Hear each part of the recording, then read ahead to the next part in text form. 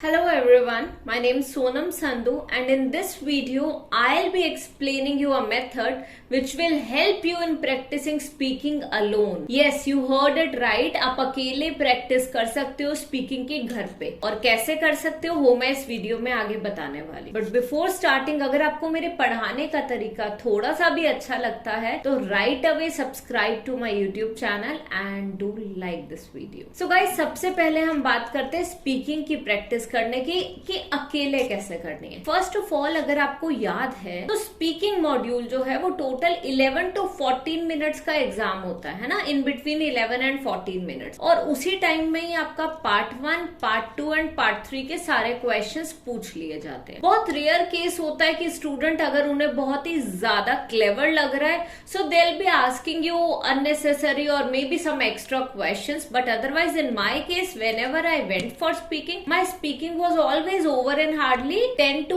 11 minutes because I was just answering them everything one by one। किसी चीज में बार बार फालतू लटकाया नहीं, हर एक चीज का आंसर पॉइंट टू पॉइंट करा। और ये चीज मैं कैसे करती थी, देखो, I also did not have any other person to practice speaking with, although I practiced some of the tests with my husband, but still usually most of the tests जो थे वो मैं खुद प्रैक्टिस करती थी। और उसका सबसे अच्छा मेथड है आपका फोन। ठीक है, आपको स्पीकिंग घर पे प्रैक्टिस करने के लिए 3 चीजों की जरूरत है। फर्स्ट इज लुकिंग मिरर, क्योंकि जब तक आप मिरर में अपने एक्सप्रेशंस नहीं देखोगे आपको नहीं पता चलेगा कि आप नर्वस दिख रहे हो या कॉन्फिडेंट दिख रहे हो या क्या हो रहा है exactly. So you need to see yourself, observe yourself. उसके लिए आपको लुकिंग मिरर चाहिए। सेकेंड थिंग है रिकॉर्डर, आपको एक रिकॉर्डर चाहिए जो आपकी वॉइस को रिकॉर्ड करे। एंड थर्ड इज टाइमर, है ना, वो तो रिकॉर्डर में ही हो जाएगा, बट टाइमर चाहिए। आपको पता होना चाहिए whether you were able to speak for 2 minutes or not, whether you were able to speak at length or not, whether you were able to answer carefully or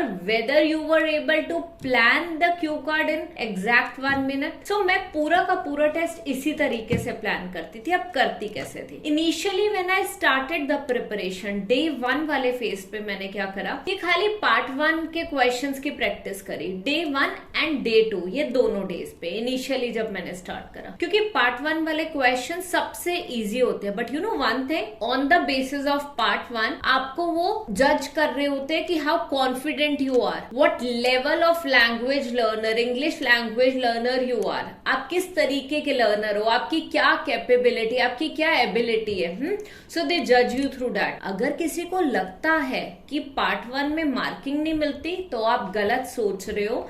part 1 में clearly marking मिलती है and I have seen my examiner scoring me for part 1 in front of me and I even saw that she was writing 9999। There are 4 assessment criteria. So part 1 के basis पे वो 4 assessment criterias को mark करके लिखते हैं आपको pronunciation में, ठीक है, प्रोनाउंसिएशन एंड फ्लुएंसी में, देन आपके कोहेरेंस में, हर एक चीज के फैक्टर में आपको मिलता है। सबसे पहले वो प्रोनाउंसिएशन की मार्किंग देंगे, then fluency and coherence, later on GRA, grammatical range and accuracy, and end में लेक्सिकल रिसोर्सेज। तो ये जो 4 फैक्टर्स हैं, इन 4 फैक्टर्स की वो स्कोरिंग करते हैं। आउट ऑफ 2.25 ईच आपको स्कोर देते हैं। सो ओवरऑल वो आपको आउट ऑफ 9 स्कोर दे रहे हैं। ठीक है, ओवरऑल आउट ऑफ 9 उन्होंने आपको पार्ट 1 में स्कोर दिए हैं। और ये बहुत इंपॉर्टेंट है because first impression is the last impression.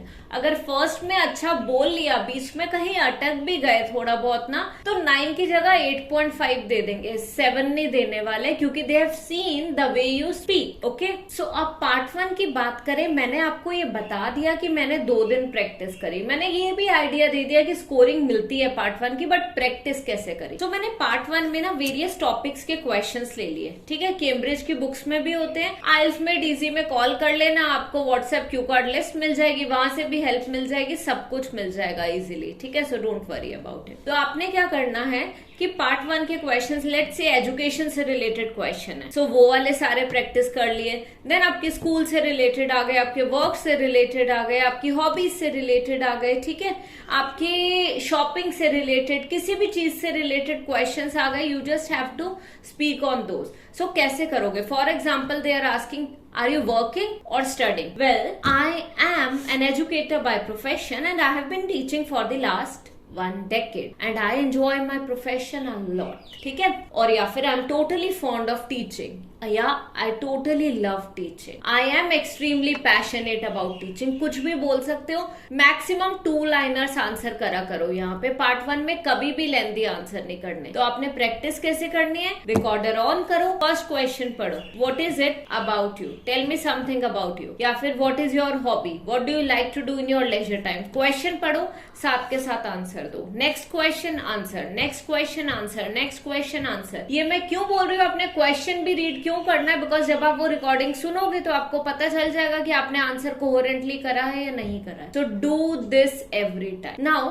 Proceeding to part 2, जिसे हम लॉन्ग टर्न भी बोल देते हैं, क्यू कार्ड वाला पार्ट है। क्यू कार्ड वाले पार्ट में क्या होता है, हमारे पास एक क्यू कार्ड का क्वेश्चन है, वो क्वेश्चन आपके सामने है, वो रीड नहीं करेंगे, they will just give you the question. So you already have the question in front of you and now you are going to prepare it in 1 minute. आपको 1 मिनट का टाइम मिल रहा है और उस टाइम में आपने नोट्स प्रिपेयर करना है, बहुत जरूरी चीज है। बैंड 9, बैंड 8.5, बैंड 8, बैंड 7.5, हर एक टाइम मेरा जो भी स्कोर आया 4 अटेम्प्ट्स में, हर एक चीज का क्रेडिट मैं क्यू कार्ड वाले राउंड में इसी चीज को देती हूँ, क्योंकि मैं नोट्स प्रिपेयर करती हूँ। एंड नोट्स में मैं करती क्या हूँ, यूजुअली मैं खाली एक स्टोरी का आइडिया लिख लेती हूँ कि मैंने क्या बोलना है, तो बस स्टोरी का idea and vocabulary, nothing else. Idioms पता है कौन से फिक्स्ड है, मैंने यूज करने ही करने हैं हर बार, और उसमें कौन सा एग्जांपल दे सकते हैं, you can easily use over the moon, हर एक क्यू कार्ड में इजीली यूज हो सकता है। डाउन इन द डम्प्स की बहुत ही आप like you are not feeling well, down in the dumps, ठीक है, ओवर द मून।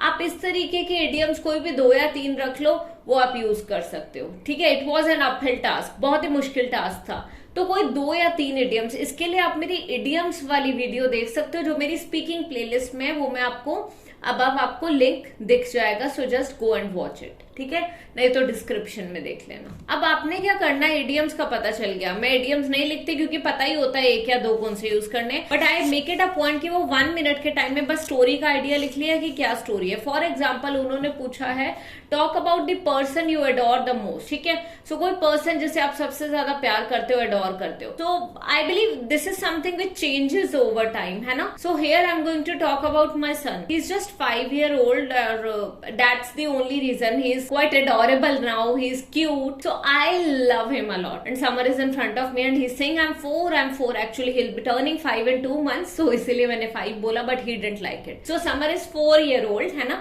so हम कुछ ऐसा बोल सकते हैं कि he is so adorable, he is very cute, I like him a lot, and I believe he is so small, that's the only reason I like him. आपको पता है वो स्टोरी, आपने बस वहां पे लिख दिया कि समर, ठीक है, माय सन, बाकी कुछ लिखने की जरूरत नहीं है। आप अपने बच्चे के बारे में बहुत कुछ बोल लोगे, आप अपने फ्रेंड के बारे में बहुत कुछ खुद ही बोल लोगे, किसी के भी बारे में जिसे आप अडोर करते हो, आपको सोचना नहीं पड़ेगा, कोई भी स्टोरीज आप बता सकते हो। बट राइट हैंड साइड में उसी पेपर पे वोकैब लिख देना, एमिएबल बहुत ही फ्रेंडली है, लवेबल, एडोरेबल, ठीक है, वर्ड्स यूज करो, रीजुविनेटेड, जब भी मैं उसके साथ होती हूँ, मैं प्ले करती हूँ, तो आई फील रीजुविनेटेड, ठीक है। So he has a dynamic personality, बहुत ही एक्टिव है, ठीक है, he is very inquisitive, he has so many questions, he is so talkative, every other time if I ask him you don't do it, I have to answer so many other questions, है ना। सो आपको पता है आपने क्या करना है, सो बस वो 1 मिनट में only the vocab and the story, story का खाली एक पार्ट लिख दो, खाली नेम लिख दोगे, प्रॉपर नाउन 1-2 लिख दोगे, आपको पता चल जाएगा कि आपने क्या बोलना है, ठीक है। This is what you need to do, क्योंकि 1 मिनट में आप और कुछ कर भी नहीं पाओगे। एक और चीज जो जरूरी है, क्वेश्चन को शॉर्ट फॉर्म में लिख देना, बस ऊपर एडोरेबल पर्सन, बस adorable person, Samar, my son, 4 year old, और राइट हैंड साइड में vocabulary, more than enough, and this is it यार। हर बार मैं यही करती हूँ, and I have scored band 9 in speaking as well, so it is all about the way you speak. हर बार सेम स्कोर नहीं होता, कभी 8.5 होगा, बैंड 9 के बाद 8.5 भी आया, तो ऐसा नहीं है कि सेम होगा, it's just about those 12 to 14 minutes, ये सच है। एग्जाम वाले 12 to 14 मिनट्स मैटर करते हैं, तो 1 मिनट में प्रिपेयर करो, 2 मिनट्स बोलो, और उसके बाद अपना पार्ट 3 स्टार्ट। अब पार्ट 3 जब स्टार्ट करोगे तो क्वेश्चन अगेन आपने क्वेश्चन बोलना है, ठीक है, वो बहुत ही धीरे बोलते हैं क्वेश्चन, एज इन उनका पेस स्लो होता है, पिच हाई होती है, पेस स्लो होता है, सो दैट हर एक स्टूडेंट को अच्छी तरह समझ जाए। बट पार्ट 3 एक्चुअली सबसे ट्रिकी वाला पार्ट है। क्यों? क्योंकि यहाँ पे अगर क्वेश्चन ध्यान से नहीं सुना तो आंसर को इलेबोरेट नहीं कर पाओगे।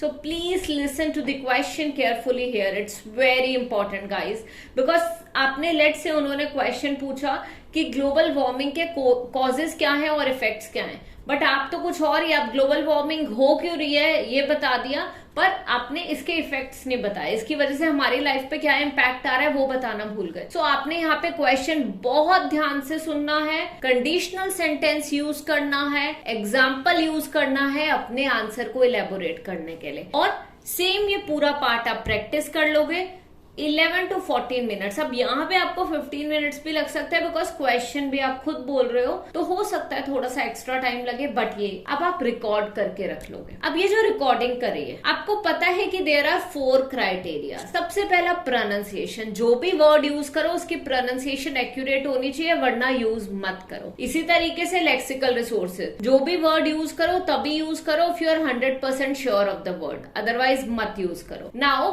फ्लुएंसी एंड कोहेरेंस की, एक तो फास्ट बोलना भी चाहिए, फ्लुएंसी भी होनी चाहिए, बट लॉजिक भी होना चाहिए। ऐसे नहीं कि फास्ट तो बोल रहे हो बट आंसर में पूछा है अकबर कौन था और आप बता रहे हो किसी और की स्टोरी, तो वो चीज नहीं करनी है। And then we have GRA, बहुत जरूरी है, अगर ग्रामर ही नहीं है तो बोल नहीं पाओगे ना प्रॉपरली, इसीलिए उस चीज का भी ध्यान देना। तो अब इन चारों के बेसिस पे देखो कि आप कहाँ पे लैग कर रहे हो। समझा दिया मैंने ये कौन से क्राइटेरियाज है, फिर भी कोई डाउट है तो वीडियो देख लेना इससे रिलेटेड वाली, स्पीकिंग प्लेलिस्ट में जाके सब कुछ अच्छी तरह समझ आ जाएगा, ठीक है। और फिर आप रिकॉर्ड करके खुद को सुनो, do it daily for 15 days, you will see change in yourself. You can do this twice a day. जो सुबह मिस्टेक करी है वो शाम को नहीं करनी है, and you are going to do wonders. So that's all for this video. अगर ये वीडियो अच्छी लगी हो तो लाइक जरूर करना और इसे शेयर करो अपने ज्यादा से ज्यादा फ्रेंड्स के साथ। I do not want any other thing from you, I just want you to share it with others, so that others will also get to know the correct method of practicing speaking at home. क्योंकि